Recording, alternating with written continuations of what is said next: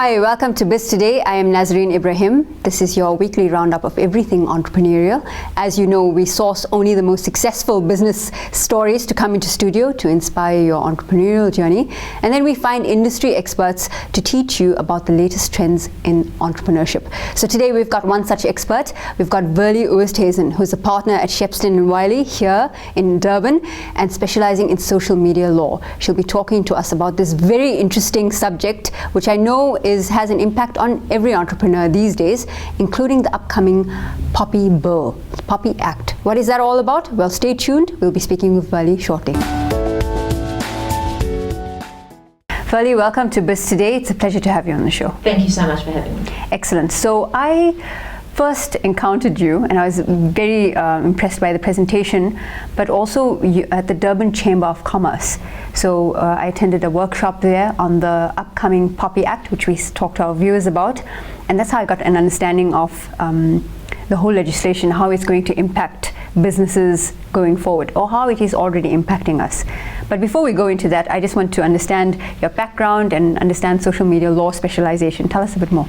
Okay, well, I have been working at Shepston & Wiley for the past 12 years and been working in the employment law department, and I found that we were increasingly getting queries relating to social media misconduct with employees, because obviously in the employment sphere the employers will have a certain amount of control over their employees and will be worrying about their reputation online, etc.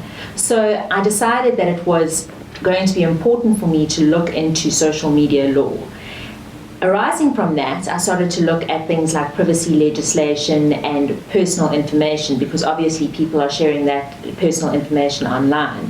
And there is new legislation now, as you mentioned, called the Protection of Personal Information Act, that actually deals with the sharing of personal information. So there is a relationship with social media and there is a relationship with employment law, but it is actually a specialization on its own. I think I have to get you back on the show because there's 3 areas to speak about, which we will explore in the future episodes coming up. Yes. One of them being employment. I know all entrepreneurs need to understand employment law, which we'll talk about in an upcoming episode. Yes. That I'm assuring you of. And then there's social media law, which we'll touch on a little bit before we go on to the protection of personal information. Bill or act. What is the difference between a bill and an act? Okay, a bill is when the legislation hasn't actually been enacted by Parliament yet. So people are still discussing it in Parliament and deciding which measures they should take, which they should leave out. An act is when the bill has actually been passed and been signed into law. Okay, but excellent. then arising also from that is that an act will only have certain bits passed at certain times sometimes, and there'll be an official commencement date when the whole act is in force, and you have to follow all of its clauses and all of its sections. Okay, excellent. So that was a 101 on the difference between a bill and an act, which I did not know. I needed to understand that. Very, very, very difficult and convoluted way of dealing with things. 100%. Unfortunately. So that's why I love getting the experts in studio to help us unpack that, and clearly so. The social media law in South Africa. Why is this sometimes a very grey area for business owners, employees, and entrepreneurs? Just to unpack that very briefly. The problem with social media is that we are learning lessons from different jurisdictions. And what I mean by that is that social media actually started to be developed in America, and that's where we're getting most of our lessons from. But the way that we deal with law and the kind of common law that we have is very different from American common law. And freedom of expression is dealt with very differently in South Africa than it is in America. For example, in America, the right to freedom of speech is a First Amendment right, which means that it's extremely, extremely vigorously protected. In South Africa, the constitutional right to freedom of expression is somewhat limited in certain respects. So you have to balance the right to freedom of expression with person's right to dignity, with a person's right to employment, with a person's right to all sorts of things, which means that you're constantly balancing. In America, you can really say what you want and get away with it. We also have quite a difficult history that you have to take into account, and so obviously people are very, very sensitive about what other people say. In terms of the Constitution, you're not actually supposed to say anything that amounts to hate speech, but in South Africa that is very different from what it would be regarded as in America. Now, the reason why social media law has become quite important in South Africa is because of incidents like Penny Sparrow a few years ago or a year ago, and all of the kind of Twitter wars that have arisen since then. Sure. All of the wars on Facebook, where people and social commentators are saying things that other people get upset about. And it's a space that we don't really understand fully yet. It's a space where people are getting lessons from places that they don't maybe understand fully, and they don't realize that the kinds of laws that are in place in everyday life actually do apply to the cyberspace too. People think that once they get behind a computer, they can say whatever they want, when it's actually very different. They can't say whatever they want. The freedom of expression right is quite limited, and people's right to dignity is quite fiercely protected too. Because I think a lot of people have the misconception that you can't be prosecuted on any statements or judgment calls that you make online, because everyone is a social commentator these days, a broadcaster, and make statements about current issue, current affairs, politics, economics, celebrities, their employers or their fellow employees, and don't understand the ramifications on that, especially for future work purposes. Exactly, and they don't understand that, particularly in the employment sphere, you have got a duty towards your employer, you've got a duty of good faith. If you say things about your employer on a social network, they can actually dismiss you for that. Because you're supposed to hold them in high esteem, and you're not supposed to tarnish their name in public. So in that kind of instance, it's actually quite strictly regulated. For example, also if you're in a school situation and you are tarnishing the name of your school and bringing it into disrepute, you may be expelled for that.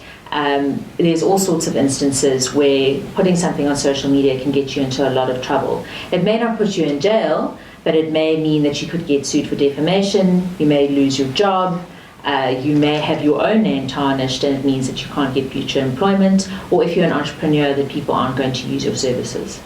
Would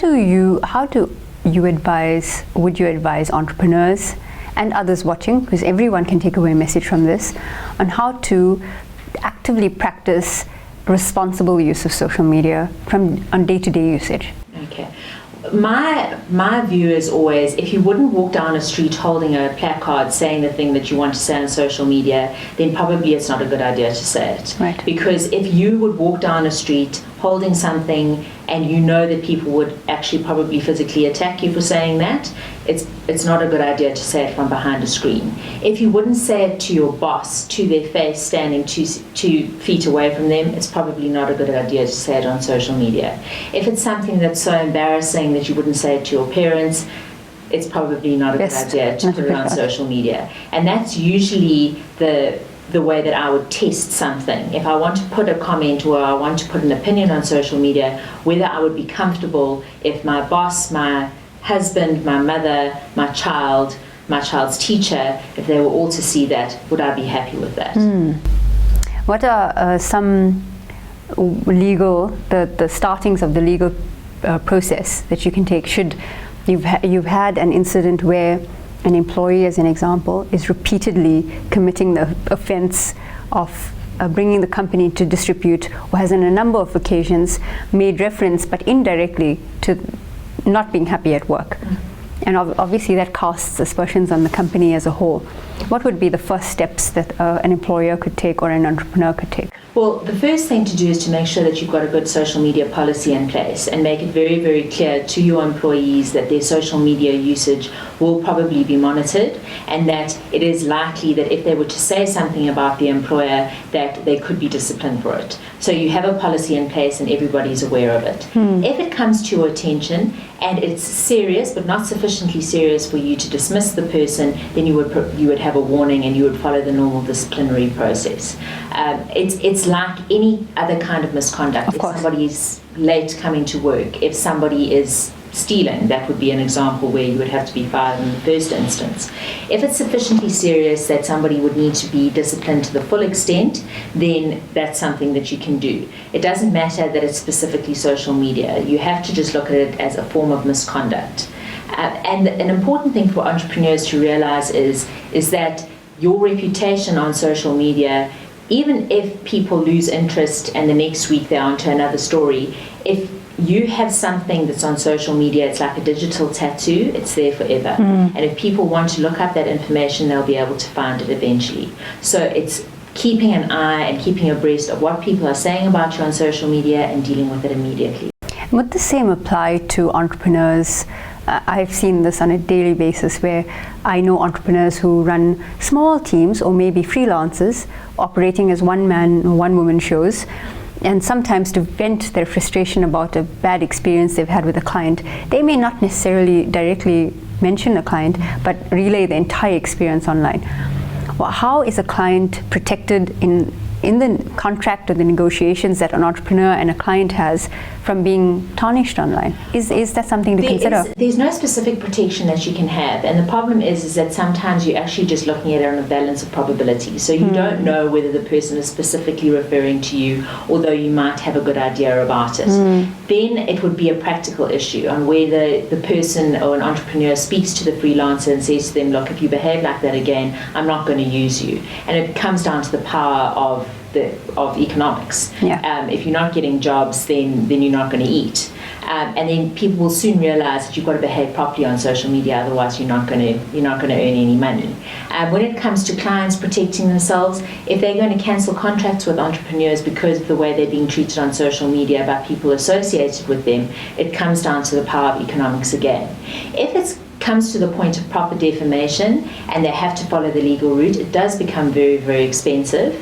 But if you are being sued for defamation, that is expensive and stressful for you too. So it's important as an entrepreneur to make sure that your service providers and your contractors are all behaving themselves when they're on social media, and you can make it very clear to them from the outset that if they misbehave on social media and if they bring the name of your company into disrepute, that you won't be using them again. It's very interesting to know. Thank you for clarifying that to us.